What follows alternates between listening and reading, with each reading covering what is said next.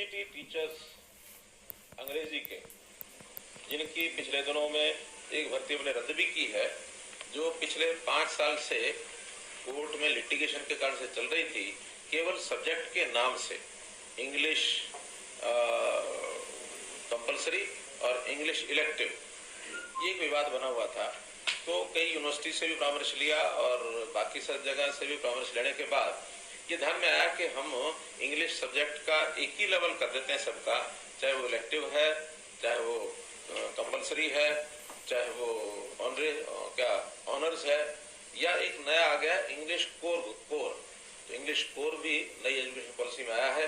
तो चारों को बराबर करके और उसमें से कोई भी इंग्लिश का सर्टिफिकेट उसके पास, यानी इंग्लिश की पास करने का उसका जो डिग्री होगी उस हिसाब से सभी अप्लाई कर सकेंगे। तो इस हिसाब से नया इंग्लिश के जो टीचर्स का टीजीटी का और वो एडवर्टाइजमेंट करके और ये भर्ती कर ली जाएगी।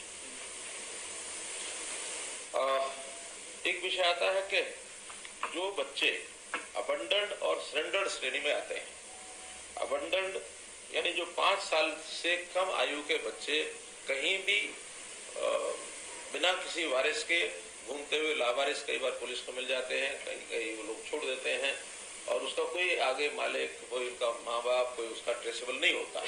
तो ऐसे सब 5 साल से नीचे के बच्चे या 1 साल से छोटा बच्चा, जिसको हम कहते हैं सरेंडर्ड, वो शिशु बच्चे को किन्हीं भी कारणों से, बहुत से ऐसे कारण होते हैं जो आपको पता है कि सामाजिक दृष्टि से जो उचित नहीं माने जाते, तो उन बच्चों को कहीं कोई छोड़ गया, कहीं पालने में डाल गया, कहीं कूड़े में डाल गया, कहीं अस्पताल में छोड़ाया, कहीं छोड़ाया। तो ऐसे बच्चों को अभी तक जो उनके चाइल्ड केयर सेंटर्स हैं उसमें उनका पालन पोषण होता है। 18 साल तक तो पालन पोषण वहाँ होता है, पढ़ाई की व्यवस्था भी की जाती है, लेकिन 18 साल के बाद उनकी कोई व्यवस्था नहीं होती थी। ऐसे उनकी व्यवस्था करने के लिए एक नई पॉलिसी हम लाए हैं, उसका नाम है हरियर पॉलिसी। तो हरियर पॉलिसी में 18 साल से 25 साल तक उन सब बच्चों का पालन पोषण, उनकी आगे की पढ़ाई और उनकी नौकरी, इसकी व्यवस्था हम कर रहे हैं। लेकिन वही बच्चे होंगे जो रजिस्टर्ड होंगे इन चाइल्ड केयर होम्स में, कोई भी आएगा वो नहीं।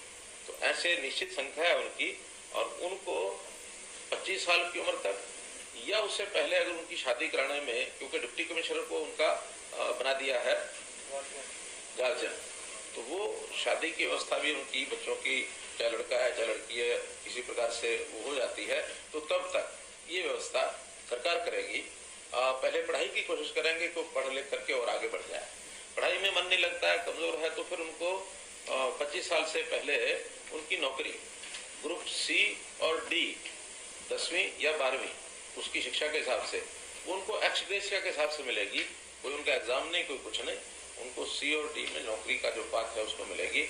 लेकिन ए और बी के लिए वो अपनी पढ़ाई के हिसाब से अपना सिलेक्शन में जाने के लिए जो प्रोसीजर रहता है, उनको रिजर्व्ड कैटेगरी EWS, इसका एक बेनिफिट उनको दिया जाएगा, इकोनॉमिकली वीकर सेक्शन का।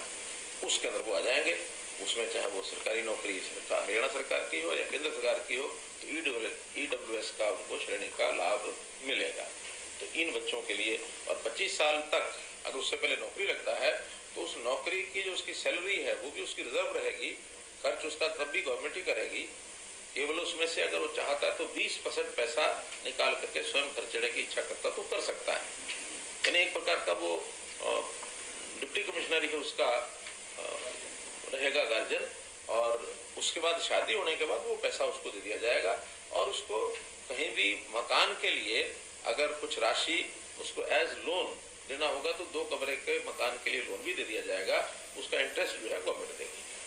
तो ये व्यवस्था 5 साल वाला बता रहे थे, 5 साल से पहले नीचे होता है वो अबंडन्ड होता है। अबंडन्ड का मतलब वो कहीं भी मिल जाता है, खोया पाया जैसे होता है, मेलों में गुम हो गए, कहीं और हो गए, जिसको पता ही नहीं है कि मैं कहाँ था, किसके साथ था।